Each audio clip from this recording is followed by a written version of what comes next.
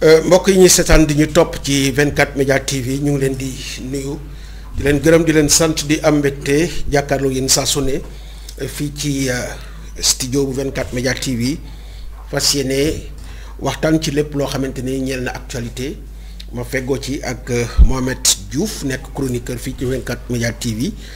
alors gannaaw bu ñu sant yàlla julli ci yonent bu tedd bi ñu ngi jox worma kilifa diine yi nekk ci réew mi yëpp leen ñaanal fan wu gudd ak wér lépp loo xamante ne naal nañ ko ngir liggéeyal ko diine ji sunu borom yéwénal ko ndax jàpp nañ ne dina jur en tout cas njëriñ lu am solo ci réew mi ñu nuyu baax suñu internetu biir réew ak bitim réew Mohamed ñu ngi lay nuyu di la dalal ñu bàyyi la nga daal di nuyoo ak sunu mbokku internet yi. asalaamaaleykum waa Sénégal asalaamaaleykum waa Afrique asalaamaaleykum waa àddina bi. ñu ngi nuyu suñu mbokk téléspectateur suñu mbokk internet yi ñuy seetaan ci biir réew ak ci bitim réew di jaajëfal képp koo xamante ne tamit yaa ngi bëggee lii di 24 Média TV di nuyu waa Mbour di nuyu waa commune bu Ndiob gi nga xamante ne fa lañ soqee ko di nuyu suñuy frère suñuy am di jàmm wëllëre ak bépp doomu aadama bu ñuy safoo rek ñu ngi lay jaajëfal di ñaan yàlla buur bi subhaanahu wa taala bépp kàddu guñ fi ekkati mais bépp mbir muñ fi waxtaane mu nekk lu amal njëriñ askan bi ci kattanu yàlla suñu borom di la nuyu Grand Sarr di la jaajëfal bu baax a baax a baax. jërëjëf Mohamed ñu lay gërëm bu baax a baax ci maanaam kàddu yu am solo yoo nga xamante ni yëkkati nga ko mais di la jaale sa mbokk moom nga xamante ni wàññeeku na foofu ci Guinée Bissau di wane rek ne Sénégal Guinée Bissau Gambie benn réew la ndax foo ci dem rek ca beneen wàll ba di nga fa fekk. sa ay mbokkam Mohamed ñu ngi lay jaale bu baax. jërëjëf Grand Sarr di leen rek si gileen di gaale ndax mun naa ne tiis wi ñun ñëpp a ko bokk dina bandiraaɓe haalpulaaraaɓe hedde Guinée on tooraama muññagol yarlo yo Allah hibno ɓe yaafombo Néné Binta ñu ngi koy jaale waa Guinée yépp vraiment mu nekkoon suñu yaay ju baax ju ñu bëgg sopp ñu naw ñu moom de daanaka amul woon doom ju góor mais saa yoo waxee rek mu ne man maay doomam man lay safo man lay bëggee te itam di ma ñaanal di ma conseiller mënuma woon a toog ñaari fan ñett jotuma vocalam audioom si conseil ak gunge ak a dooleel ak a jàppale donc di ñaan yàlla buur bi subhaanahu wa taala fi mu jëm yàlla na ko gënal fi mu jóge waaye képp ku mu fa fekk itam yàlla na leen yàlla boole waale seral seen yax ci kattanu yàlla suñu borom donc vraiment ñu ngi am tey xëy na xol bu jeex la ñuy waxe mais nag yàlla lu mu bind rek wala lu mu sàkk rek xëy na am na li tax waaye lu mu defit xam na li tax képp ku sa at fa app jeex rek da ngay daal di dem donc jërëjëf Grand Sarr. tout à fait mu nekk lu wér ñu koy ñaanal sunu borom mu xëpp yërmande ci kawam daal di ko yóbbu ci àjjana yi gën a kawe ak booleem jullit yi nga xamante ni fekk na leen fa Mohamed tey jii nag dañuy tàmbalee faralul liñ koy tàmbalee mais sport la ñuy njëkkee ñu gis démb journée bu am solo bi nga xamante ni Albourakh production daal dina ko amal foofu ci arène nationale mu nekkoon ay affiches yu am solo mais donc danañ ci seppi yenn affiche bi ci jiitu mooy grand combat bi diggante kii di Zarko doomu Grand Yoff boobu ak ki nga xamante ni moom mooy Gris Bordeaux doomu Fass mu nekk affiche boo xamante ne bari woon na coow avant parce que ku ci mel ni Zarko jaayoon na combat bi ñu gis ni démb aussi wane na fula daanaka ëpp argument ki nga xamante ne moom mooy Gris Bordeaux tey jii boo doon jàngat l'avenir de Gris Bordeaux loo ñu ci mën a wax. waaw Grand Sarr xam ndax lii c'est la chute de trop. voilà donc man je dirais que ne pratiquement combat bi ñu ko jàppee ba tey xëy na bettuñu. puisque ku xam Zarko ci vivacité am rapidité am entraînement ak. kattanam ak dooley ndawam. je pense que war nga mun a xam ne am na loo xamante ne bu ko indilee Gris rek du ko mun a tenir Gris nag mun nañoo ne xëy na waa Fass dañoo war a xoolaat seen bopp puisque boo xoolee depuis bi ñu ko tàbbee Tigre de Fass ba tey amul lu dul ñaari ndam. ñaari ndam yooyu donc dagguma la sax may fàttali ñi nga xamante ne ñoom ñooy seetaan que Gris Bordeaux ñu ngi ko tabb Tigre de Fass depuis 2009. 2009 ba 2025 nag ñaari victoire la ci am benn bi di Baye Mandione deuxième victoire bi di Mohamed Ndao Tyson 2015 boobu ak léegi nag wax dëgg yàlla amul benn victoire boo xamante ni donc kii di Gris Bordeaux am na ko mu nekk actuellement bu ñuy xool palmarèsam 11 victoires la am 12 défaites ak 2 matchs yoo xamante ne ak 2 combats yoo xamante ne sans verdict la Mohamed. voilà mu nekk loo xamante ne pratiquement mun nañoo ne bulet la ci Tigre de Fass puisque ku xam Fass xam leen ci respect mën bés ku xam Fass xam leen ci sañ-sañ ku xam Fass xam leen ci mun a bëre xam leen ci jom ak fulla ak fayda mais boo xoolee Gris Bordeaux donc li ko manqué daal dinay bëri Gris Bordeaux amul gannaaw Gris Bordeaux amul entraînement Gris Bordeaux tamit dese naa jox bés cër li mu war te nit je pense que boo demee ba nga xamante ne tamit yaa ngi lancé wu si dara war nga suuraale ñi la bëgg di daw ba dee di ci xuloo di ci xeex di ci waxante wax ju ñaaw je pense que ñooñu rek challenge la wala défi la nga war a mun a ñëw suul say tànk dëggal sa bopp entraîné ba taxaw ngir mun a jàpp kenn waxul ne waroo daanu gis nañ fi mbër yoo xam ne am nañ 5 défaites mais saa yu ñu amee défaite da nga leen di gën a yéene victoire ndax jom ak fulla ak fayda dinañ wane entraînement dinañ wane gëm-gëm ba nga xamante ne doo sa xel du xalaat sax ñii nañ bàyyi wala déet mais nit ki su fekkente ne ñëw nga yow mu mel ni genre sport business nga ko def fu ñuy gañee xaalis maanaam loolu da ngay daal di décourager loo say fans te loolu tamit vraiment encouragé wul waa Fass boo xoolee tey Fass mën naa ne écrit yu gën a dellu gànnaaw te loolu li leen ko teg bokk na ci kii di Gris Bordeaux donc il est grand temps ñu xoolaat seen bopp mais defaraat seen taxawaay yeesalaat seen écrit bi daal ba nga xamante ne ñoom dinañu mën a amal liggéey bu amal solo donc mu nekk analyse bu pointu boo xamante ne Mohamed Diouf def na ko ci combat bi nga xamante ne am na démb diggante ki nga xamante ne mooy Gris Bordeaux le troisième tigre de Fass ak ki nga xamante ne moom mooy Zarko nekk koo xamante ne mën nañu wax ne dugg na dans la cour des grands bokk na ci VIP. Zarko donc mun nañoo ne. parce que nag boo ko seetloo jeexal na xale yi ah. jeexal na xale parce que ku daan Diène Kaïré. daan ki nga xamante ne moom mooy suma jumul bébé Diène. daan également ki nga xamante ne moom mooy ñaabu ndaw. wax dëgg yàlla mun nañ ne xale yooyu nga xamante ne ñëpp ñu ngi doon monter en puissance mu daal di leen ak Ada Fass. Ada Fass. donc ñooy jeunes yooyu yëpp nga xamante dañ doon monter en puissance. yëpp Zarko da leen a tër. donc tey jii. mën nañ jàpp ne examen la woon avec Gris Bordeaux te mën nañ ne réussir na ko ba dugg dans la cour des grands VIP. waaw xam nga Zarko dafa am lu muy enseigner. ci àddina. parce que boroom xam-xam bi dafa ne lépp lu am bul xool maanaam la ko waral mais xoolal lam lay mun a apporter. tout à fait te Zarko bokkoon na ci mbër yi nga xamante ne yu ëppoon gàllankoor ci àddina la. puisque bi mu jegee écurie bi nga xamante ne moo di Rock Énergie. créé écurie am jafe-jafe daal dina koy tàbb. ba mu bàyyi woon sax daal di dem foofu ci bitim réew. ku ci mel ni Siteu daal di koy reconforter nax ko tatafal ko dooleel ko ba mu ñibbisiwaat. bi mu ñibbisiwaatee mu dëggal boppam. fonk ay entraînement di liggéeyam ba yàlla may ko tey. mu ndëgër laay gii mu am tey. donc loolu dafa war di motiver nouvelle génération bi nga xamante ne ñu ngi bëre. puisque Zarko boo xoolee xeebul woon adversaire li mu njëkk a def dafa prouver leadership am. prouver leadership weesuwul xale bu ñu la jox nga téye ko weñ ko daan ko ci doole. ak mën-mën ak mun a bëri ak kattan ak fit. te Zarko loo ko mun a wax xam ne fit la am. ak jom ak fayda ñett yi boo ko dindee si làmb rek donc dafay daal di jeex. tout à fait donc je pense que loolu Zarko kenn mënatu koo génne. ci champion yi. ba tax na daal xëy na ku ci mel ni ay Eumeu Sène. ku ci mel ni ay comment le dirais-je ay ñoom Lac de Guiers 2 ku ci mel ni ay Balla Gaye 2 ay ñoom Modou Lo sax xëy na du mun a bëre moom puisque dañoo bokkoon. li nga xam naa ñoom ñaar moom du ñu laale. waaw du ñu laale mais li may gëm daal mooy ñooñ daal donc tanoor yooyu am nañu problème. parce que Zarko mu ngi seen kaw. te Zarko am na doole am na kattan am na jom am na fulla am na fayda te mbër mu muy wutal sil di nga xam ne tamit jeune a ngi ñëw si sa kaw te ku am kattan. te ku mun a bëri la tamit. ku mën bés telewul bëri mun na bési te am na fit. parce que làmb soo gisee ñu naan la làmb tey séeréer yi doon ko dominer fit a tax parce que làmb fit a koy def.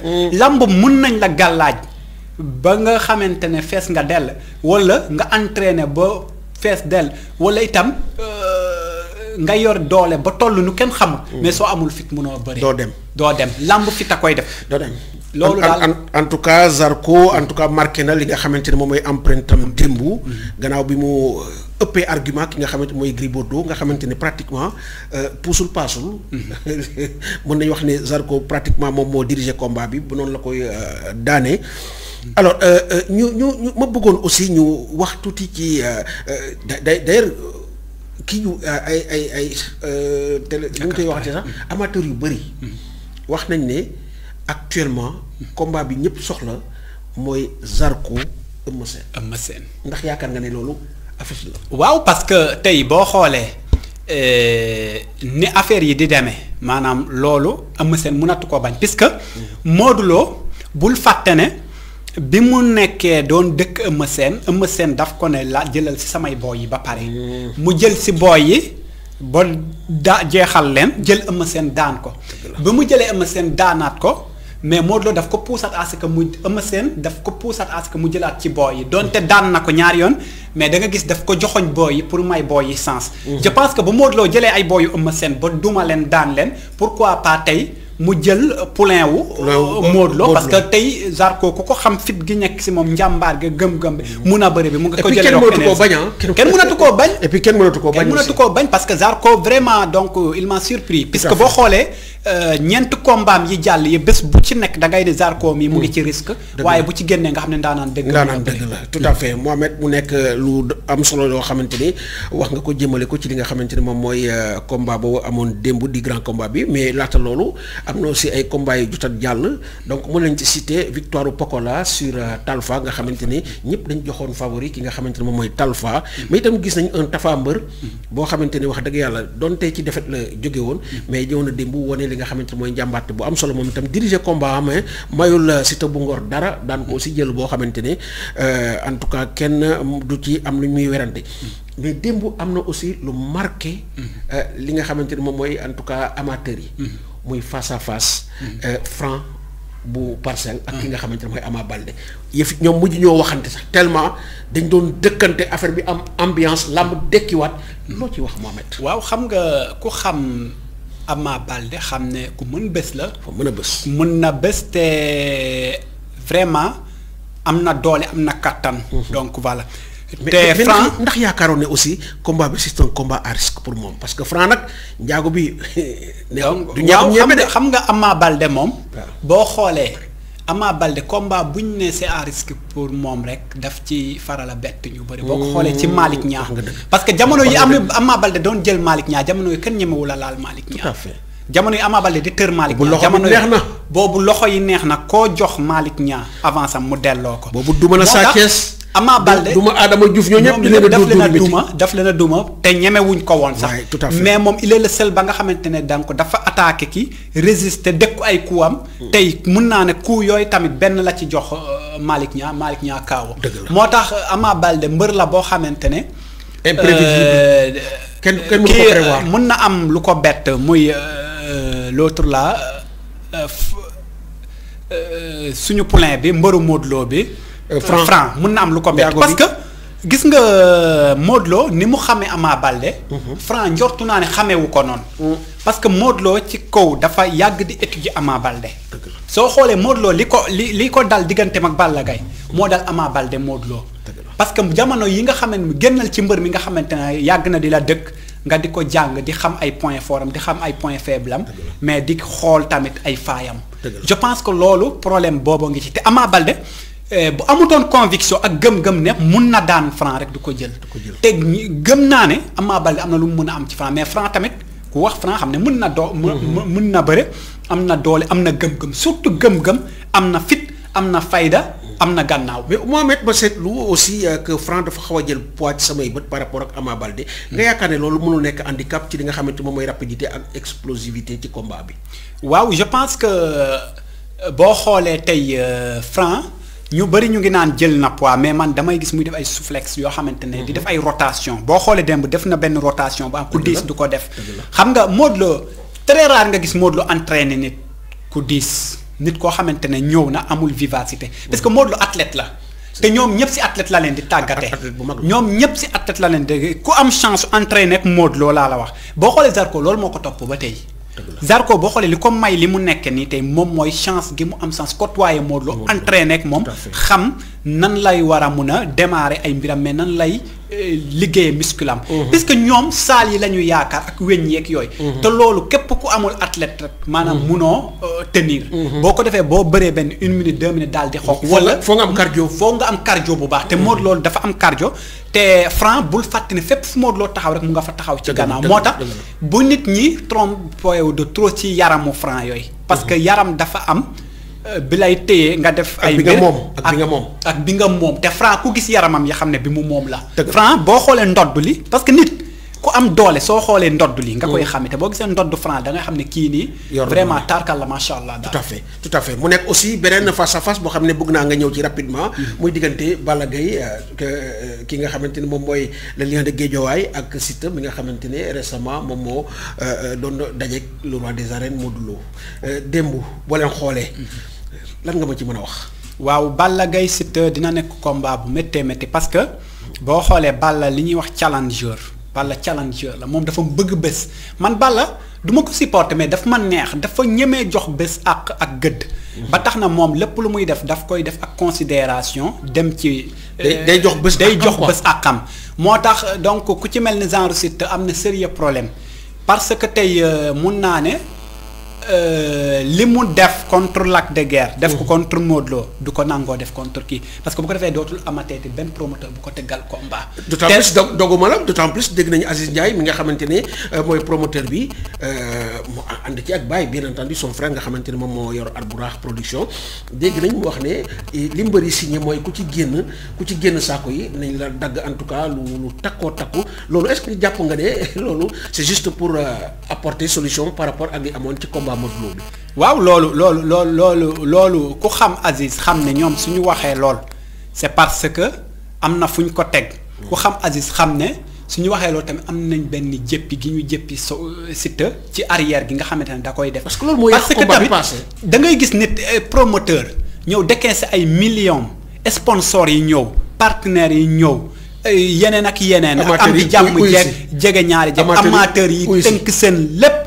jóg seen dimanche ñëw nga ñëw di arrière di génn boo paree njëkk ci plateau ba ak làmmeñ wu rëy je pense que loolu ñiy xelal Siteu muy ku ci mel ni père Maxime Bergane ak ñeneen war nañu ko wax dëgg nit ki ba je pense boo ko yoree muy sapoulin tàmmal ko li nga xamante ne luy mun a dem la mais jël mbër ne ko boo attaqué mun na la daan boo ko songee mu daan la cela veut dire que kooku yow da yaa ngi bëgg a yàq mbër te kooku yor li nga xamante ne yow moom nga soxla muy roi des arènes yow nga ne ko boo ko songee mu daan la bu la songee daan la boo ko attaqué mu daan la je pense que loolu nan nga bëgg a jëlal titre roi des arènes bi je pense que il est grand temps ñoom ñu wax si te dëgg njool la am na doole mais nay attaqué tey bëri wala bu mënta attaqué tamit bu ñu ko attaqué mu taxaw bëri je pense que loolu laa ci gis. tout à fait Mohamed mu nekk lu am solo ci li nga xamante ne moom lañ mënoon a wax ci combat yi démb nekk rek une parenthèse bu ñu ubboon ci sport mais balaa ñu koo tëj defetu Real Madrid bi démb 5-2 devant le Barça ci super coupe bi loo ci wax mbaa bokkoo ak ñi nga xamante ne ñooy am naqar comme man Real la waaye démb man bañ naa ko bu match bi Google laa doon xool su ma defee nii rek xool ñu tabaxal benn rek ma génnaat nekkaat ci mais métti na te vraiment Real il est grand temps mu xoolaat boppam mais psychologiquement je pense que Barça dafa atteindre Real. ci bopp. puisque daf ko calculer de trop.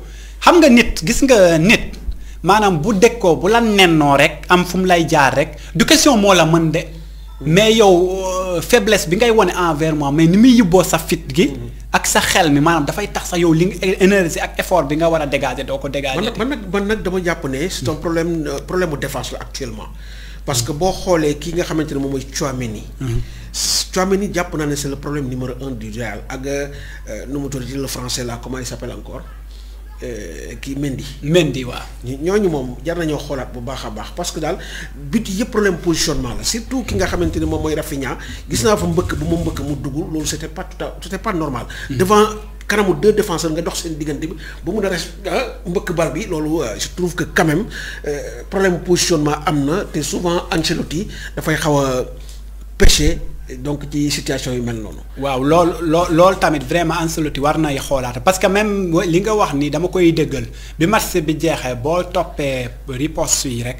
da ngay gis maanaam soppey Real yi yëpp li ñuy wax mooy dañuy joxoñ baaraam tuuma défense gi. te vraiment équipe bu mel ni Real. war na am jafe-jafe lépp ba mu des défense parce que défense su baaxul ak bii ya takkar naa tout à fait sa attaque mun na ñàkk a baax sa milieu baaxut mais sa défense bu baaxee rek lépp lu ñu indi rek ñu daal di koy recentré waat mais bu dee yow yoroo défense bu baax donc da ngay mel ni tame yuri rek lu ñëw dafay daal di dugg puisque góol bi lu mu ay bu yàggee rek di maanaam di jot ay tir wala yeneen ak yeneen bu yàggee yaram yi day lâché ndax dootul mën a teye jël lool je pense que Ancelotti war na cee xoolaat gën a taxawaay defaraat vraiment taxawaayu Real parce que Real du équipe bu ndaw. qu'on le veuille ou pas Real équipe bu mag la. je pense que loolu war na cee gën a mun a bàyyi xel daal. jërëjëf loolu nekkoon une parenthèse sportive boo xamante ne bëggoon nañ ko duggee ci sunu émission bi tey nag ñu dugg ci politique njëkkee nag ak d'abord ak vidéo boo xamante ne dafa viral ci réseaux sociaux yi.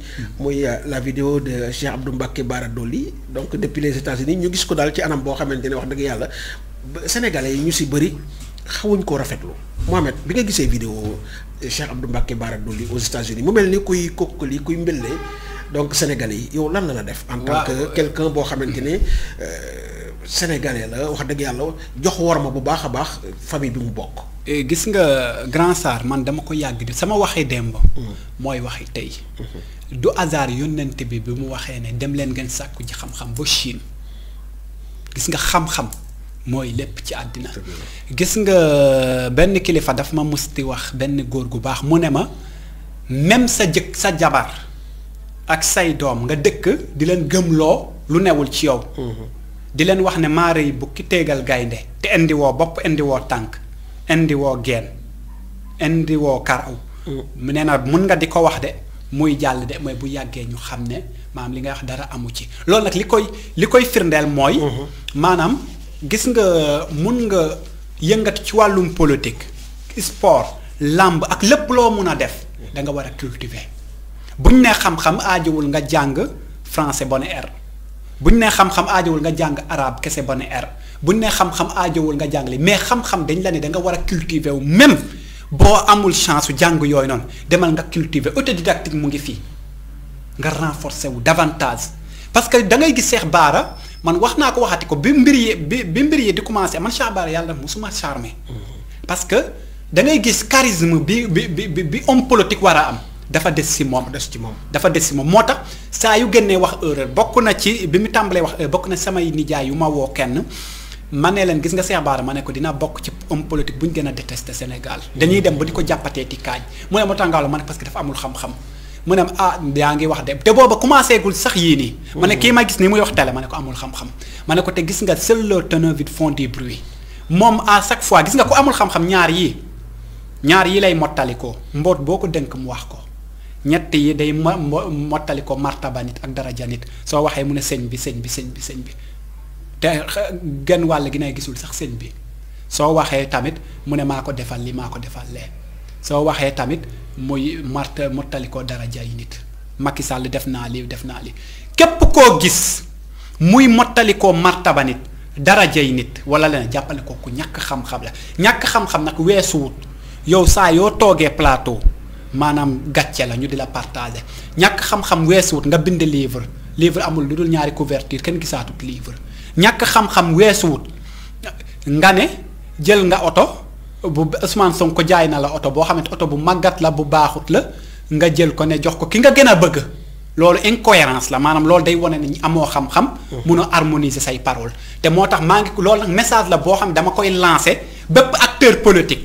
bu bugg a def politique demal nga renforcer wu ji davantage nga tàggat sa bopp nga nàmm sa bopp ci xam-xam parce que xam-xam mooy lépp te Cheikh Bara je pense que loolu vraiment tumuranke na xam-xam daal loolu daal xam naa ne war na cee war a mun a gën a góorgóorlu ci côté yooyu noonu mais itam di xoolaat communication parce que nit da nga am say njaboot nit da nga am ñoo xamante ne dañ la soppoon démb tey soog a ñëw mun ngay xëy nag dajale say troupeau ba gars yi dañ ko wax ñu ne. mun nga gis ay coggali xar topp benn mbir. foog ne lii lu baax la mais à la suite bu ñu gisee benn ngortal mooy ñu gis lu ñu soxla rek bu ñu lay woni gannaaw doo ko yëg. ñoom bi ñu demee ba xam ne kii di Mbàkke bu bees ba bokk Pastef te nekk député bi mu jógee nekk xale bu ndaw ñu xam ne kii li muy wax ci yoon la ko teg boroom xam-xam la. am na martaba Cheikh Thioro am na doole te am na gëm-gëm te dal na yaru na. am na sutura mais Mbàkke yi daal di dem rek toxu ci ñoom waa Mbàkke daal di koy gunge waa Touba je pense que loolu bokk na ci li Cheikh Bara dafa maanaam nekkatut nit yi dañuy gis nit muy def ay affaire nga yaakaar ne lii daf koy def pour ñaawlaate wala mais Cheikh Bara psychologiquement nekkatut. le fait que mu wàcc comme ça ci politique. parce que xam naa ne mun nañ jàpp ne daanaka mu ngi ci il est au crépuscule de sa carrière politique ndax yaakaaratuma ne dina ñëwaat dina rebondir. nga yaakaar ne loolu moo ko jàpp quoi. loolu moo ko jàpp moom il sait pertinemment que pare na. parce que Cheikh Bara gis nga nit ñi du ñu mun a lire entre les lignes gis nga nit si ay communication nee nañ nit ñi la quasi totalité. seen facette ne que c'est Cheikh Abdou Mbacké. Cheikh Abdou Mbacké Bara Dolly waaw. léegi pour ma wax la benn affaire la quasi totalité des gens boo leen doon jël tey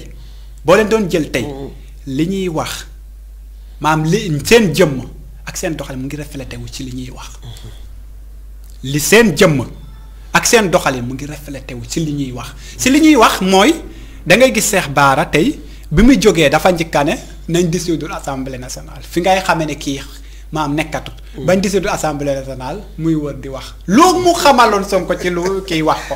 dem na booy inventé ay wax yoo xam mu leer na la ne kii doomam inventé rek quoi. doomam jii seetaan sax xam na ne lii ay inventé la ay wax yu maanaam Cheikh Bara dafay gën a décrédibiliser boppam donc il est grand temps ñu freiné ko. am di jàmm yeeg wëllëre yi recadré ko gunge ko tegaat ko ci axe. surtout mu wormaal fi nga xamante ne fa la bokk quoi boo jógee naan Touba. te vraiment ñun ku xam Touba xam leen ci dal. ak teey ak ndigal. mais ak worma vraiment donc Touba loolu la ñuy am lu ñu apprécié. tout à fait jërëjëf Mohamed dañuy continuer nag gën a xuus ci li nga xamante ne moom mooy politique ñu gis ki nga xamante ne moom mooy njiital Pastef di Ousmane Sonko mais it nekk premier ministre du Sénégal donc dem fi nga xamante ne moom mooy Mauritanie mais créé fa li nga xamante ne moom mooy vraiment. attroupement bu am solo par rapport ak li nga xamante ne moom lay def Sénégal ñu yaakaaroon ne Sonko yëfi Sénégal la rek mais ñu gis ne au niveau africain Sonko en tout cas suscité na admiration ak respect bu am solo leadership boobu au niveau africain Mohamed nan nga ko mën a jàngatee. waaw xam nga Ousmane Sonko vraiment héros la te Ousmane Sonko dafa maanaam dafa xaatim boppam ci téere yi àddina bi. moo tax boo gisee réew mu ci histoire quoi dafa marqué histoire boo gisee réew mu ciy taxaw rek dañ koy teertu nit ku ñuy teeroo buur loolu nag li ko waral mooy dafa nangoo xiif démb bu dee ëllëg dina regg mar na démb bu dee ëllëg dina màndi mais ñàkk démb bu dee ëllëg di nga am je pense que loolu bokk na ci li dal Ousmane Sonko ku gis la personne de Ousmane Sonko da ngay xam ne kii lépp lu mu am ci ngëm-ngëm la ko amee kii lépp lu mu am tamit population wala société am rek la ko yéene. te moom ba bul fàtte ne Ousmane Sonko ba muy prôné wàllum leadership africain. boobu dafay yàgg jamono yooyu su ma joomul bi ñu ko interviewé France 24. muy wax ci diggante affaire franc CFA di wax ak yooyu. je pense que bokkoon na ci vidéo yu gën a viral bokk na ci moom rek mooy leader africain yi ñu interviewé. mu am pratiquement ay 5 millions de vues sur France 24 wala 3 millions et quelques moo tax pour wax la ne Ousmane Sonko. ndëgër laayam ci biir Afrique ak bëgg-bëgg bi nga xamante ne africains yi bëgg nañ ko je pense que loolu toog di ko wax sax da ngay bàyyi ba ci kanam. nga gën a gis kanam ni ko gars yi bëggee. puisque dem na fu ci mel ni Mauritanie Gambie wala leen bàyyil ba mu dem ci diaspora bi bu ko yàlla yóbboo ci film ay France ay Italie yooyu. di nga gis lu yéeme parce que nit ñi askan wi dañ ko bëgg. te askan wi dañu ko soxla askan wi tamit dañ ko namm ci métit ak tiis yi nga xamante ne gàlloo na ko. demee ko yëpp tout à fait ci loolu la ñuy des parce que ñu gis fan yee daal dina yëkkati ay kàddu fësal ko ci li nga xamante ne moom mooy sa page Facebook doon tontu ki nga xamante ne moom mooy Emmanuel Macron ndax jàpp na loolu aussi bokk na ci li gën a tax africains yi am en tout cas benn admiration par rapport ak ki nga xamante ne mooy Ousmane Sonko. waaw xam nga vraiment man. je me suis dit que ne Ousmane Sonko a bien fait de remettre Emmanuel Macron à sa place. parce que Emmanuel Macron boo xoolee day wax ak ton bu arrogant man bokk na ci ay kàddoom yu mu gën a wax mooy. da ngay dégg mu ne il faut que ñu respecté ñu. képp koo gis mu naan nañ ma respecté ku manque respect ci doomu aadama la. parce que moom dafay yaakaar il se croit un héros ba nga xamante ne moom dafay foog ne yàlla si bu doon ñëw mu jàpp ko. mais nag foo ngeen xam ne Emmanuel Macron dafay traverser période bu métti grand sar. politiquement puisque boo xoolee Emmanuel Macron mu ngi jële li nga xamante ne mooy budget Sénégal ndax di moins dettu France jële ko fu néew yóbbu ko fu gën a bon. jële ko fu néew yóbbu ko fu gën a bon maanaam ba mu yegsee ci France mu ngi ci 68,7%. ci bor. ci àddina bi ci dette bi. te loolu mu nekk président bi nga xamante ne bi mu ñëwee ba tey da ngay gis rupture dafa am diggante France ak Afrique. négociation yaa doy am accord de partenariat sax dafay commencer di wàññeeku base militaire yi ñu ngi leen di chasser fenn fu ci nekk tey boo xoolee fu ci mel ni Tchad même problème ngay dégg Sénégal dégg na mais nag li mu wax benn côté ci négociation yi waxtaan bi am na ci ay réew waxtaan bi. mais c'est pas le cas du Sénégal. c'est pas le cas du Sénégal parce que. lu ci mel ni Côte d'Ivoire par exemple lu ci mel ni Côte d'Ivoire waxtaan amoon na fa Tchad waxtaan am na fa mais. Sénégal jamono yu muy sakkoo waxtaan jamono yu Sénégal dafa nekkoon période de. campagne élection yeeg yooyu noonu. moo tax ñoom bu mu waxee waxi waxtaan Sénégal ubbilu ko ay gëtam ubbilu ko ay bëtam mais ubbilu ko ay buntam itam looloo tax maanaam pour mu mun a vraiment. masque affaire yi. wala non mais entre nous waxtaan aussi naratoon am bu fekkoon ne alternance amul changement. alternance amul parce que Macky Sall ku nekk xam na ne il a toujours prôné la France waaw Amadou Ba il a prôné la continuité donc ça veut dire que rupture bii nga xamante ne autorités yi bees yi marqué nañ ko. donc je pense que c'était évident que ñoom du ñu toog sax di ci waxtaan. voilà te gis nga Emmanuel Macron bul fàtte ne. dinaa la wax benn affaire bu yéem ci base militaire bi li ko gën a métti. gis nga base militaire France xam nga li mu doon superviser Sénégal. nekkutoon affaire de guerre mais intérêt Sénégal la doon superviser. base militaire Sénégal moo doon superviser Total bi nga xamante ne mooy jox carburant gasoil ak yooyu noonu base militaire moo doon superviser Auchan ndax maanaam. non intérêt français yi. ba tey base militaire moo doon superviser Eiffage léegi nag. yooyu noonu ay entreprise française lañ léegi nag yooyu base militaire yi maanaam bu ñu koy superviser ñoo leen di mun a permettre à ce que ñu am une œil attentif keroog wax naa ko fi man ak professeur Sène man ne leen taxawaayu Sénégal ci wàllum diplomatie dafa nekk taxawaay bu yéeme mais boo xoolee Sénégal ci wàllum géopolitique géostratégie ak lu mu mën a doon ci àddina bi da ngay gis ne Sénégal taxawaay bu mu am maanaam yenn réew Gorée boo fa maanaam da ngay dégg ñu ne la boo taxawee ci géej gi. da ngay jàkkaarloog fii di Amérique. nga taxaw Gorée di nga jàkkaarloog réew yu ci ngeen li bëri Sénégal benn genre ouverture la. léegi nag moom boo xoolee France bu nekkee pratiquement donc réew bokkee ci réew yi gën a fës si wàllu exploitation pétrole ak gaz ak zircon te amu ci benn. moom yooyu yëpp mu ngi ko doon tànk ci réewu Afrique yi. kon moom bu demee ba bëgg a ñàkk lool professeur Sarr bu demee ba bëgg a ñàkk jafe-jafe yooyu. ñun nañu xaar que ne France dina def le tout ba jéem a diviser Afrique dina def le tout ba kërale Afrique dina def le tout tamit ba jéem a ñagasal Afrique ngir mën a am li mu bëgg. parce que ñoom bu Afrique boolotoo. def benn dànk rek mënuñoo am li ñu bëgg mais Afrique bu divisé wee rek xeex ak a xuloo ak a gàjjante xaxarante rek mu daal di am li mu bëgg te loolu je pense que les Africains ne vont pas se laisser faire. J'en profite pour remercier les intellectuels. parce que fii laa toog ma ne la gis nga panafricanisme mu ngi am ampleur. ci àddina bi boo xoolee waxaat naa ko fi ma ne leen gis nga Sénégal. bokk na ci réew yi nga xamante ne ñoom ñoo gën a néew ni ñuy prôner panafricain mais boo demee si ñag yi da nga gis appréciation bi ñu am si discours Ousmane Sonko bi ak engouement bi sax amu ko foofu man pratiquement damay fanaane visionner ay vidéo yu ci mel ni New TV benn scène la yoo xamante ne ñu ngi ci réew yu ci mel ni ay Cameroun Côte d'Ivoire ak yooyu mais da ngay gis appréciation spécialiste yi analyste politique yi ku ci jóg da ngay gis maanaam cofeel ak mbégte gi mu am ci Ousmane Sonko. ci kàddu yi mu yëkkati je pense que loolu. mu nekk loo xamante panafricanisme vraiment mu ngi am ampleur te moom Emmanuel Macron bu demee ba ne intellectuel africain yi nga xamante ni ñoo tax mu ñàkk li mu ñàkk. kon war nga xam ne tamit loolu africain bu ci nekk war nga cee féliciter sa bopp africain bu ci nekk war nga cee gërëm sa bopp war nga cee gën a gëme sa bopp xam ne combat bi ngay mëne mooy le combat idéal mooy une Afrique affranchie. donc ñu daal di wéy toujours ci li nga xamante ne moom mooy actualité politique ma feggoo ci comme ni ma ko waxee sànq ki nga xamante ne moom mooy Mohamed Diouf nekk chroniqueur fii ci 24 Média TV ñuy wax ne rek kii di Pape Modou Sène aussi waroon na fi teew tey waaye dafa nekk ci yeneen liggéey yoo xamante ni ñoo ko xaw a gàllankoor mais prochaine émission incha allahu rabbi dana ñëw bokk ci li nga xamante ne moom mooy décryptage yu actualité alors.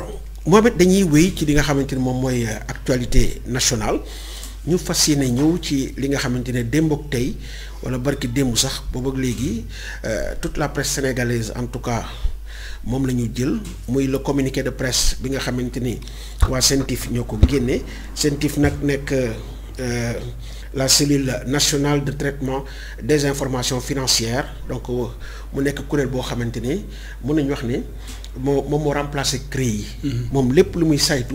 wàllu koppar la fépp foo xamante ne gis na fa njuuj njaaj dana fa ragal na ne njuuj njaaj am na fa dina dem saytu ko def ci ay enquête ba noonu la koy jébbale li nga xamante ne moom mooy autorité yi. alors léegi nag ñoom def nañu enquête daal di ko jébbal ñi nga xamante ne ñoom mooy le pôle judiciaire financier bi nga xamante ne. moom la autorité yu bees yi mettre en place pour traquer ñi nga xamante ne en tout cas ils sont soupçonnés de malversation financière. ak de détournement de deniers publics. alors mun naa la liiral li nga xamante ne moom mooy le communiqué. bu ko defee ñu daal di ci donc waxtaan. Communiqué de presse du procureur de la République financier. Le procureur du pôle judiciaire financier a été saisi récemment de plusieurs rapports de la cellule nationale de traitement des informations financières scientifiques et qui sont en cours de traitement. Ainsi, l'analyse d'un des rapports a fait ressortir des faits impliquant plusieurs personnes. Les investigations menées révèlent des mécanismes sophistiqués de blanchiment de capitaux par le truchement de sociétés écrans qui auraient été utilisés pour des transactions suspectes d'une valeur estimée provisoirement à plus de 125 milliards de francs CFA.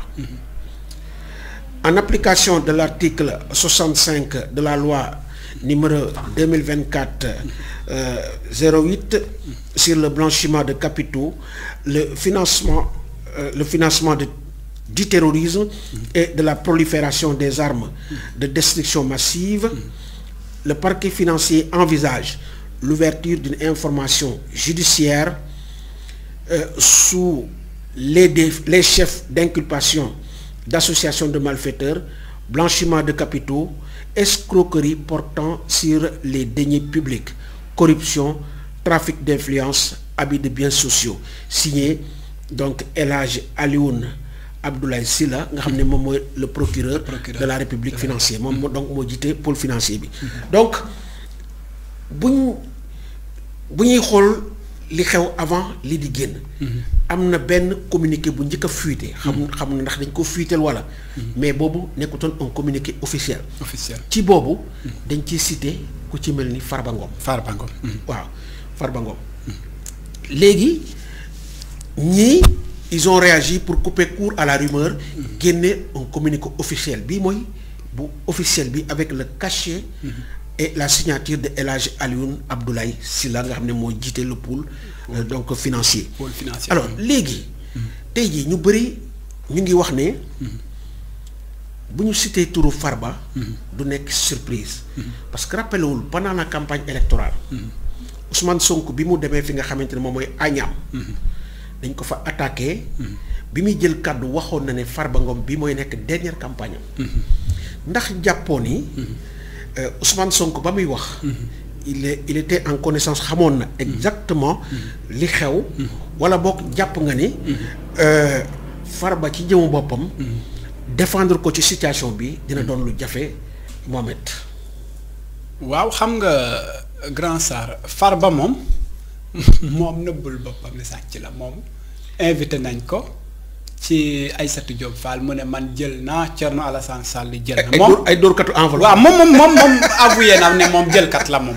waaw mais nag xëy na bi mu koy def malheureusement dafa foogoon ne nguur du jeex parce que bonal xoolu population xoññuñal xoolu population weesuwut nit ñi loof mar lottu tayal ñàkk ñànki nga di naan ay jël naa diw jël na je pense que loolu ñàkk a respecté sa réew ci la bokk. te boo xoolee Farba liñ koy cité ci wàllum suuf dafa bëri trop lépp loo xamante ne wàllum luubal la ak mboxum soo xoolee turu Farba mu nga ca man du ma ne def na. ñuy fàttali ne aussi jëloon nañ xaalis bu takku këram. ñëpp se disait que xaalis bu toll noonu nan la mën a nekk kër Farba Ngom. te gis nga dinaa la xamal benn mbir gis nga 1 milliard loolu benn kilifa gu mag moo ma ko musa wax te kooku dafa liggéey àddinaam yépp daf ma ne gis nga milliard. su amee ñu ko mën a liggéey Sénégal ba am ko mu ne mënul mot juróomi nit yu mot. ndax milliard benn bul fàtte ne benn milliard. ñu ne buñ ko doon xayma. mooy bés bu nekk ngay dépensé wu fukki junni ba juróom fukki at. benn milliard laa la wax de bés bu nekk ngay dépensé wu fukki junni sa kër ba juróom fukki at. léegi nag loolu nga am ci benn ñaar ñett ñeent juróom benn juróom-ñaar juróom-ñett juróom-ñeent fukk ba yéeg jëm ci kaw. jamono yooyu population bi da ngay gis koo xamante koo ci xool weebam 2000 francs sax nekku ci. nga gis koo xamante ne day xëy jox jabaram 500 francs pour mu dugg ndax doole yemul. je pense que tey Farba Ngom man proprement dit xaw ma jël mais bokk na ci ñi ñu war a njëkk a introsé. parce que moom nëbbul boppam. dëgg la moom dafa ne carrément moom yor na. mais dafay business petit patata léegi nag day business nañu prouver business am boobu fu mu ko jaare ak ci yan yoon la ko jaare ak marché yam fu mu ko doon jële nee na moom daf doon gagné ay marché ndax marché yooyu ci yoon la ko doon gagné lu dul yoon lu dëgg wala du dëggu. je pense que man loolu bokk na ci li nga xamante ne bëgg naa. ñuy fàttali Mohamed nekk CENTIF dafa nekk bànqaas boo xam ne am na droit. bu fekkee ne dafa xool sa compte. mu gis ci somme yu am solo yi ci transité di ci jaar. donc ñuy dugal ak génne yenn somme yi am na droit wala ne la lii. foo ko jëlee boo ko nee lii ak lii ak lii ak lii fii ak fii laa ko jëlee mu ne la indi preuve yi. donc loolu ci liggéeyu CENTIF la bokk mën nañu rek daanaka 14e législature bi donc ñoom ñoo ko mettre en place pratiquement pour mu remplacer li nga xamante ni moom mooy CREI yi. alors Mohamed. ki nga xamante ne moom mooy Farba Ngom tey ci Source A di journal boobu moom wax na ci ne yégul tinul te ba fi muy wax ni il n'a pas été donc convoqué ni entendu par la CENTIF wala organisme bu mu mënti doon bànqaas bu mu mënti doon ndax jàppoo ne dafay wax rek d'autant plus que nit ñi xam nañ ne député la te député kenn du ko waaw mais député kenn du ko laal loolu wax ju jeexal parce que député am nga droit jaarale voté ay projet de loi ngir Mori Marane Kirlaayam parce que comme ni ñu ko fi defoon ay Ousmane Sonko tout à fait donc voilà pour maanaam loolu alibi ay waxi alibi la layam la yoo xamante ni dañ ko fee war a jëlee dina tax nit dina sàcc ay milliards fexee dem ñu investir ko député mu toog teewaawaat dëgg la je pense que loolu daf fee war a deñ te comme li nga wax noonu gis nga réew yu gën a bëri dañuy saytu dërëm yu ci nekk buy jaar sa compte. bu demee ba jéggi dayoo ñu signalé ko ku ci mel ni jëmm jooj nga xam bëgguñoo jaat muy Baltasar problème yi mu fi amoon. li ko feeñal du question affaire yooyu de mais li ko feeñal mooy xaalis somme colossale bi doon jaar si comptam mu dem ba ci dig waa Guinée Équatoriale ñu signalé ko gis xaalis bu bëree bëri parce que États-Unis la doon liggéeyal ak nit. léegi bi muy liggéey ak ñoom somme bu bëri mu ngi dugg ci comptam mu dem ba jaaxal waa dëkk ba léegi ci lañ ko signalé te réew mu sérieux mu nekk war na ñoo xam kenn ku ci nekk la ngay liggéey ak fonctionnaire ba nga doon la ko may ak na la ko mun a may ak nombre de somme yaa ngi ca mun a am mais booy fekkee yow da nga liggéey tuuti bëgg na ñaari at nga liggéey nekk milliardaire wala leneen je pense que loolu ça ne tient pas debout moo tax loolu il est grand temps tamit ñu wax ci te ñun je pense que autorités yi suñuy wax lool wala di ko xeex ñun la ñu bëgg a jàppale parce que ñoom yàlla dimbale seeni gafaka ñàkkut Ousmane Sonko tey du deewati ak tumuranke Bassirou Diomaye Faye dootul tumuranke amul ci ministre yi kuy ciy tumuranke ministre Macky yi amul ku ciy tumurankeeti kon ñun néew si doole yi nañu war a bàyyi ay affaire émotion yooyu bu ñu bëggatee jóg ngir joxoñ baaram tuuma nit ngir mu gukki li mu lekk li te moomu ko nañ leen ci jàppale bu ñu leen ci mënta jàppale ñu maandu ci mais duñ ci toog di wax ay wax yu sew ay réew mi amul justice ak maanaam làq doom dóor doom wax yu kenn xamul je pense que loolu war nañ ko fee jële suñu bëggee defar suñu réew tout à fait ñuy fàttali ne donc lii di kuréel bii di CENTIF mu ngi jéem a leeral lu tolloog 125 milliards yoo xamante ni en tout cas jaar na ci en tout cas ay circuit yoo xamante ne leerul te jàpp na ne wax dëgg yàlla donc loolu ay xeetu njuuj njaaj la yoo xamante ni war na ko leeral parce que ñi nga xamante ni ñoom lañ jàpp ne ñoom ñoo ko def dañ ko jaar ci ay xarale yu sophistiqué boo déggee lire communiqué da nga leen ko wax donc utiliser li nga xamante ne moom mooy ay société écran boo ko déggee mooy société boo xam ne dañ koy teg ngir mu nëbb beneen société donc comme ni ko tur bi junjee écran donc maanaam dafa am lenn lu muy nëbb loo xamante ne mu ngi ci ginnaawam donc en tout cas on attend de voir ce que ça va donner mais Mohamed est-ce que mën nañu wax ne les choses sérieuses donc sont en train de démarrer d'autant plus que mettre nañ en place le pôle financier donc installer la haute cour de justice. donc lépp yemb ndax mën nañu wax ne avec ouverture donc d'une information judiciaire parce que boo déggee ouverture d'une information judiciaire. mooy dinañ commencer lancer enquête yi. woo ñi nga xamante ni. ñoom lañ jàpp ne ils sont impliqués dans ce truc là. ñoom mooy ouverture d'une information judiciaire ngir mener enquête yi interroger leen déglu leen. ndax dès à présent mën nañu wax ne les choses sérieuses sont en train de démarrer. Je pense que loolu moom même ñi àndul ak nguur gi sax ñoo la gën a xam ne. jamono yi toll ni tembe. wax dëgg fa la caaxaan jeex ni dëgg a jot. parce que ñoom ñoo la gën a xam looloo taxoon ay ñuy wax loi d'amnistie bi. Macky Sall soo gisee Macky Sall amul woon problème pour wàcc de musul am problème pour bàyyi nguur gi de. ginnaaw mais problème mu gannaaw gee ko jaaxal. bu wàccee ñii di Pastef nar a ñëw lan lañ nar a def gannaawam ndax moom moo la gën a xam ne ñi mu nekkal si njuuj njaaj xaaj gi yëpp si njuuj njaaj lañ doon dox luubal toxal sàcc. suuf si surtout suuf si nag bu ñu bëggee nga am xaalis rek dañ lay may ay côté aéroport. Almadies ak fi nga xam ne mooy. ay hectares xam nga foofu.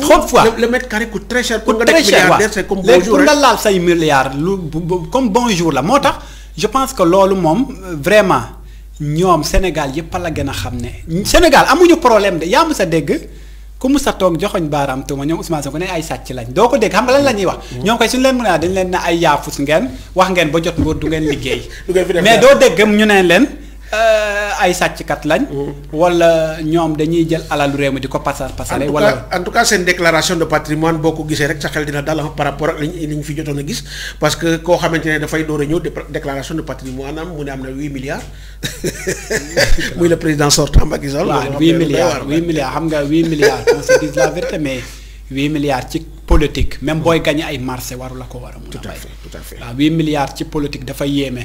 tandis que Bassirou Diomaye Faye bi ñu calculé dama ko mujjee ndeke ay bor sax la mujjee. moo ko ci mujjee moo yoral banque. waaw bor sax lay mujjee yoreel banque moo tax gis nga àddina daal je pense que à chaque fois daf ñuy jàngal boppam. te Bassirou Diomaye Faye source d'inspiration source de motivation lépp la war a nekk ci jeunes yi. nekk ko ci képp kuy néew si doole di taaba di tës si ngir jàppale nit. parce que tey ku xool fi mu jógee ak xool fi mu àgg. mais li ko may bokk na si lii Bassirou Diomaye Faye bokk na ci li tax ñu tàbb ko grand sar du njàng mu sori de lu tax ñu jiital ko. du njàng mu sori de. lu tax du français yu neex de. set ay loxo la mais xam nga la set na loxo dal na te xam nañ ne du woorkat. dëgg la parce que moom Ousmane Sonko xam na pertinemment que ne àdduna bi yëpp bu ñu ko tourné woon la doo Bassirou Diomaye Faye day des ak moom. xam na ne gor la natt na ko fréquenté na ko gis na ko xam na jéegoom ak dayoom xam na ne loxoom set na loo tax mu tàbb ko mais du pour leneen. tout à fait donc avant ñuy clore li nga xamante ne moom mooy chapitre boobu. opposition bi commencé na di dut baaraam ki nga xamante ne moom mooy Ousmane Sonko. commencé na di dut baaraam ki nga xamante ne mooy Ousmane Sonko nga xamante ni dafa communiqué woon bien avant ceci. am lu bari loo xamante ne joxar bi na ko ay baaraam ki nga xamante mooy Farba Ngom donc wax naa ko sànq. biñ ko attaqué à Agnam newoon na ko bi mooy sa dernière campagne. am na ci feneen foo xamante ne ci ay rencontres yoo xamante ne kii la ay meeting la. à chaque fois gis nañ mu yëkkati ay kaddu di ko jëmale ci Farba. ñoom nag opposition bi commencé nañ di naan daanaka commencé nañ dañ ko bëgg a politiser pour éliminer ki nga xamante ne mooy Farba. ndax jàppoo ne Ousmane Sonko war na éviter di wax ci donc les sujets qui touchent la justice pour que bañ a jox en tout cas dëgg ñi nga xamante ne mooy opposition bi ne c'est une justice qui est orientée vers des hommes politiques. waaw mais xam nga Ousmane Sonko moom qu'on le veuille ou pas moom mooy premier ministre.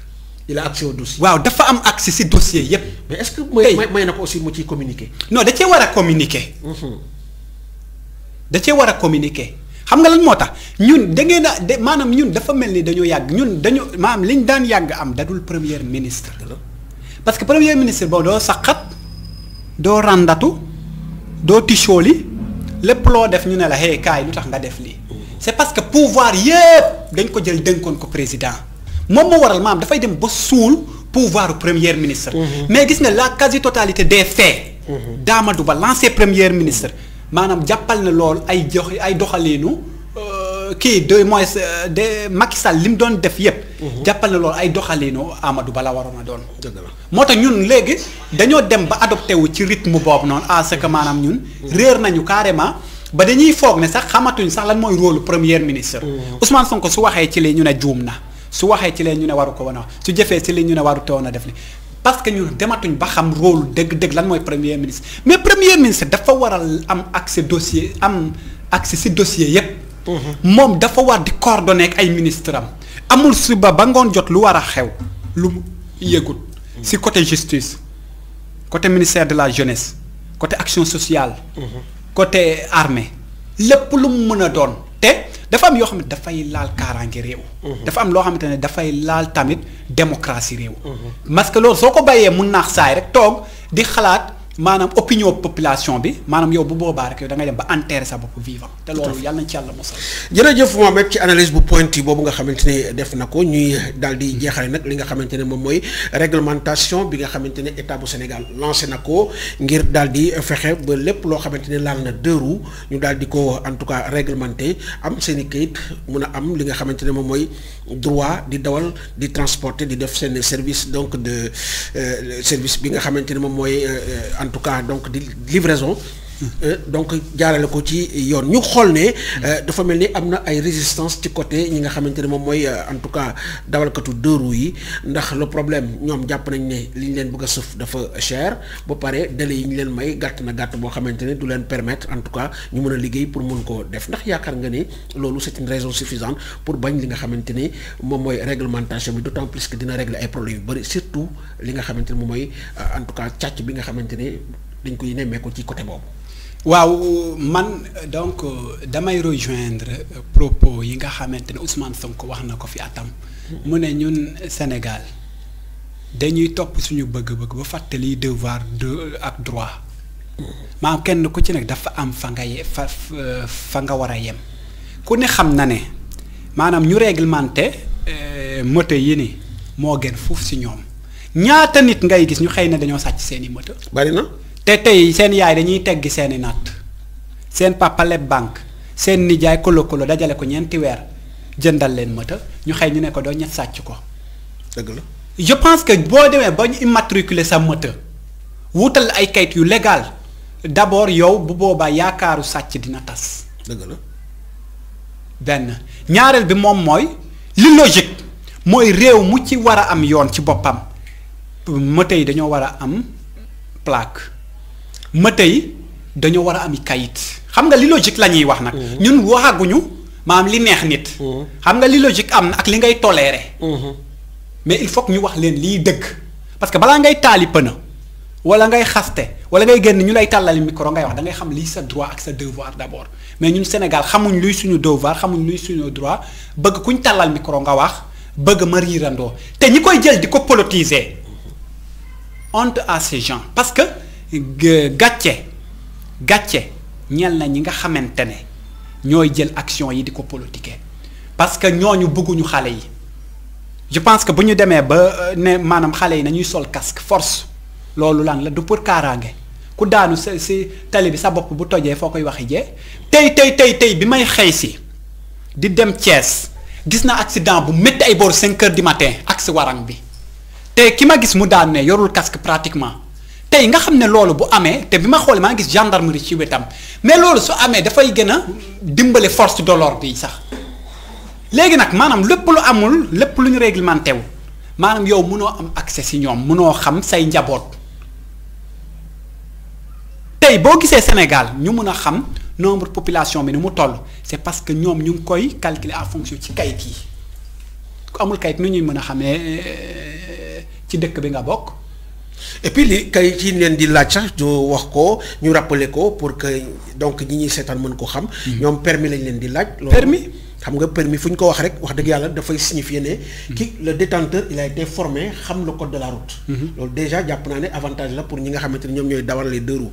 li leen di laaj mooy li nga xamante mooy comment on appelle ça donc carte d'identité moto bi moom mooy. carte grise. carte grise nga xamante ne daanaka mooy différencier donc ku ci nekk nga xam ne lii diwa ko moom. donc loolu aussi jàpp naa ne lu baax la dina permettre en tout cas càcc mi ngay wax. daal di wàññeeku dina mun a wàññeeku. ñu laaj la aussi li nga xamante ne mooy assurance. assurance ku nekk xam na ne dafa baax. pour que yow accident de travail kenn ñaanu ko mais c'est des choses qu'il faut prévoir. bu la dabee assurance mën la fay. mën la fay loolu dafa baax mais aussi chaussures fermées. loolu yëpp c'est des mesures sécuritaires yoo xamante ne. donc dafa baax donc maintenant nag. am na yeneen loo xamante ne boole nañ ko ci. pour que moto bi ñu mun ko homologuer il faut que say phare baax. phare yeeg. signal yeeg et cetera tout ça donc loolu yëpp jàpp naa ne. lépp loo xamante ne luy dimbali. ñoom ñi nga xamante ni ñoom ñooy borom dëru yi war nañ koo nangu peut-être nag mën nañ waxtaan. ci délai bi. donc 2-3 mois yi ñu leen may ñoom mënoon nañoo waxtaan ak les autorités pour ñu yokk ko parce que ñoom dañuy daw. di dajale pour am lu ñu ko defee mais au-delà de tout ça man dama jàpp ne même délai bi ak peut-être 28 000 francs yi nga xamante ne moom lañ leen laaj ñu jàpp ne dafa cher. man dama bokk ci ñi nga xamante ne dañu jàpp ne c'est raisonnable. c'est raisonnable parce que loo xamante ne yaa ngi ko jëndee 300 000 bu ñu la laajee 28 000. war ngaa xam ne lii wax dëgg yàlla c'est raisonnable. 400 000 sax 450 000 waaw donc loolu vraiment c'est raisonnable am na tey nag loo xamante ne bëggoon naa nga àddu ji parce que tey dama doon déglu doon xool sama téléphone bi gis koo xamante ne booru suma juumul côté parcelle yooyu na xaw ma parcelle xaw ma mais moom non xaw ma côté parcelle la mais c'est un gars qui habite suma juumul côté Rufisque la dëkk dafa yóbbaale benn ku jigéen mais moom nee na bañ na ko boo moom wut na ay kit yëpp ba teg lépp lu état di laaj wut na ko teg wut ñaari casque pour moom ak ki nga xamante ne moom lay supporter ki léegi daf doon yóbbaale benn daam jox ko casque bi pour moom daam bi sol na casque bi ni koy daam bi dafa bokk casque bi solul casque bi policier bi ñëw arrêté leen mu ne ko lii de dëgg la mais man jox naa ko casque bi xëy na moom moo solul casque bi te man defuma ci attention waa ji ne ko waa ji rocci clé moto bi ne ko yéegalal moto bi ci kaw oto bi ñu yéegal moto bi yóbbu ko commissariat donc mu ne ko mu dem ne ko man sëñ bi man am naa samay këyit yépp léegi comme lii nga ma jàppe bindal ma mun a dem continuer liggéey délai bi ki ngeen rendez-vous bi ngeen may jox parce que bu ñu la bindalee dañ leen ba sàngam nga ñëw jël si ko nga ñëw fay jël waa ji ne ko duma la bindal mu dugg ci biir ci réceptionniste bi fi nga xamante ne foofu la ñuy boo duggee ci police rek. fi nga réceptionniste mu dem expliquer ko gars yooyu ñu bindal ko. ne ko bu subaa. nga ñëw à 18h. nga ñëw fay. bu la neexee sax nga ñëw avant 18h nga fay jël say pièces. mu ñëw ne waa ji bindal nañ ma léegi damaa bëgg a récupérer moto bi dem continuer sama liggéey. bu subaa ma ñëw jël waa ji récupérer kayit bi ñu ko bindal. ne ko ñëwal ñu dugg ci biir mu xotti ko. ne ko yow da nga yaakaar ne affaire bi dina yombe noonu. donc alors liñ ci bëgg a jàngat nag mooy est-ce que aussi nit ki soo ko dee wutal lii ba mu wut. est-ce que jaadooti na nag yenn yi nga ko koy chargé ba pousse ko pour mu en tout cas yegg ak yow foo xam ne waru fa yegg ndax jàppoo ne aussi sol tenue bi. war na la may ngay outrepasser sa prérogative di teg. ki nga xamante ni en tout cas moom mooy le citoyen sénégalais. loo xam ne yoon sant ko Mohamed. vraiment loolu nag je pense que il est grand temps ñu jóg ci puisque man dama am respect ak considération ci force de défense et de sécurité yi puisque bokk na ci su ma leen fekkee ci tali bi sax donc yéeg ci oto damay am envie toog ak ñoom di waxtaan ak ñoom di tooñante ak ñoom puisque amaana bu ñu tëddee nelaw ba yàndoor xel dal. nga mun a dox say soxla yàlla ak ñoom la waaye nag parfois daf ci am seen biir ñoo xamante ne vraiment. li ñuy def teguwul fenn man damay gis injustice boo xamante ay homme de tenue dañ koy teg ay jàmbur. ki nga xamante ne ñëw na def na infraction bu dee dafa ak yeneen lu mu mun a doon. moom nangu na li mu def.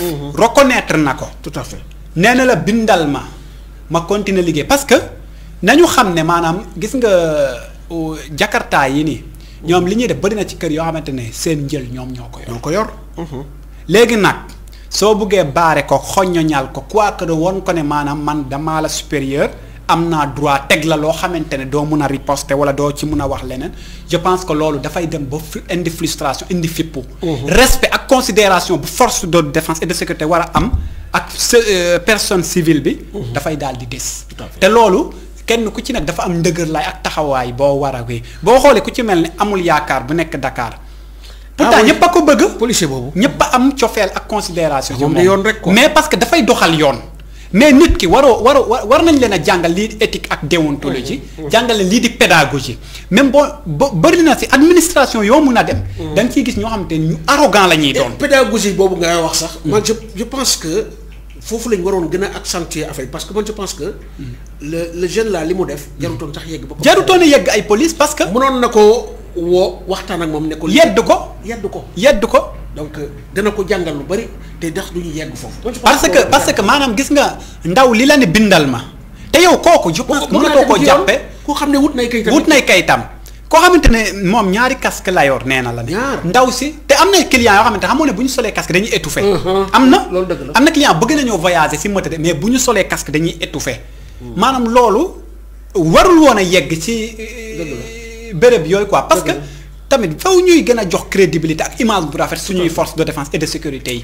mais li leen di may lool nag ñoom tamit ñoo koy sàkkul seen bopp à travers maanaam civil yi ñuy jëflanteel tamit. mu nekk affaire bu mucc ayib te rafet lool vraiment. tout à fait jërëjëf Mohamed def nañ le tour d'horizon de les différents points yi nga xamante ne moom lañ bëggoon a waxtaanee Mohamed ñu bàyyi la nga tàggoo.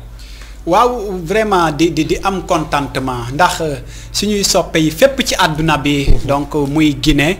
Tchad, Ghana, France, Congo ñëpp vraiment ñoo ngi rafetlu bu baax liggéey bu am solo bi ñuy wax de lépp ñun dañ koy defee ci éthique ak déontologie ak respect ñun de pratiquement bokk na ci mën naa ne ren j'attendais nag à ce que par exemple ay raaya jib Mbour ci liggéey bi 24 Média TV di def parce que je pense que boo xoolee département Thiès ba mu daj laa la wax moom rek moo fiy def émission yu amee ni qualité. ci kaw woo ay chroniqueur ñu wax ci actualité. te amul lenn lu ciy dëppook luñ mënta dégg. tout à fait mais amul lenn loo xamante ne di nga ko dégg itam te doo ko rafetlu lu dul am ci mbégteeg bànneex moo tax donc loolu il est grand temps tamit vraiment population Mbour askanu Mbour gën a bàyyee xel lii di site bi. gën ko jàppale booster ko parce que mu ngi jëmmal image u Mbour mu ngi yóbbu culture Mbour mais itam mu ngi yóbbu taxawaayu Mbour fu sore donc loolu vraiment bëggoon nañ ko wax di ñaan tamit nañuy gën a abonné. puisque suñuy abonné la ñuy gën a yokk site bi doole. bu ñu yokkee site bi doole mooy tax suñuy kàddu gën a mën a jóg ci kaw. bu suñuy kàddu jógee rek mbégteeg bànneex tàbb seen biir xol. je pense que loolu lu leen koy may mooy ñuy abonné ci site bi di ko dooleel. donc di profité ci occasion bi nag vraiment di jaajëfal waa commune bu Ndiop. di jox nag rendez-vous. waa arrondissement bi yëpp ak club bi nga xamante ne ñu ngi leen tudde ànd defar suñu gox bu Thiaklem muy ay jeunes yoo xamante ne ay jeunes yu ambitieux lañ war a organiser benn fête boo xamante ne le 18 janvier la man mii sax vraiment man la ñu tànnoon comme conférencier bi ma waroon ko animer. donc mais yittey jamono ak rëq-rëq xaw ñu tënk mais incha allah dinañ leen jox rendez-vous ñëpp ñi nga xamante ne sakkoon nañ ñu ñëw foofu. def conférence déwén dinañ xool lu ñuy organiser ànd seeg 24 Média TV.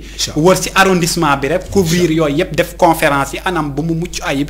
vraiment donc di jaajëfal ki nga xamante moo di présidente bi di Marietou Ndiaye ak kii di président d'organisation bi di Mor Sène mais Safietou tamit vraiment ñu di ko wax Aïssatou. nekk ku jàmbaare puisque depuis ñu jàppe seen. journée boobu ba tey moom mu ngi may cordé moom Aïssatou Diouf vraiment di ma sàkku daal pour ma animer leen conférence bi loolu nag dañ koy sante yàlla parce que suñu xam-xam gu néew. suñu dégg-dégg gu néew bu ñu demee ba tey ñoom ñu am gis-gis boobu suñu sàkku ñu animer leen seeni conférence ñun mënuñ lu dul sante ko yàlla mais tamit di la ko sante parce que yow tamit gis nañ ne formation bu ne ci ñun. yaa ko def ci ñun yaa ñu tàggat dooleel ñu jàppale ñu bu ñu juumee da ñuy gàgganti joyanti ñu mais itam won ñu direction bi tey je pense que bu ñu demee. ba nekk tiitar bu ñu demee itam ba ñëpp sàkku si ñun ñuy ñëw jël baat. ngir wax ci askan bi je pense que loolu war nañ la koo santé vraiment. di jaajëfal tamit képp koo xamante ni yaa ngi ñu doon safoo di ñu bëggee ak foo ñu mun di seetaane daal vraiment lii lañ leen indiloon daal vraiment. jërëjëf Mohamed ci kàddu yu am solo yooyu nga xamante ne moom nga tëjee ñu lay féliciter nag parce que wax dëgg yàlla gis nañ sa leadership nga xamante ne génn na sax frontière Sénégal parce que récemment su ma juumul donc waa RD Congo daal dinañ boole nañ la ci benn ndaje bu waroon am foofu.